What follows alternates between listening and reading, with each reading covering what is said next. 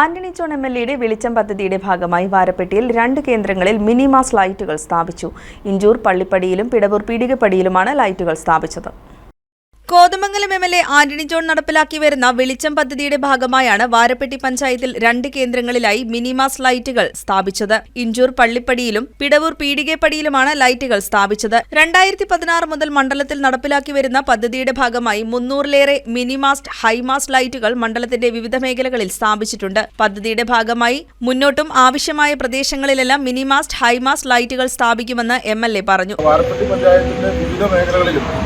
മണ്ഡലത്തിന്റെ ഏതാണ്ട് 100 കണക്കിന് കേന്ദ്രങ്ങളിൽ ഇതിനോടകം തന്നെ ഈ വെളിച്ചം പദ്ധതിയുടെ ഭാഗമായി മിനിമാസ്റ്റ് ലൈറ്റുകൾ സ്ഥാപിച്ചിട്ടുണ്ട്. ലൈറ്റുകളുടെ സ്വിച്ച് ഓൺ കർമ്മം ആന്റണി ജോൺ എം.എൽ.എ നിർവഹിച്ചു. ചടങ്ങിൽ ward member Kuttan P, advocate A.R. Annie, Mathew K Isaac, Shiju Ramachandran, P. Elias, Sajith Tom, Sajith S. Prabha, Karunan C.R. തുടങ്ങിയവർ സംസാരിച്ചു.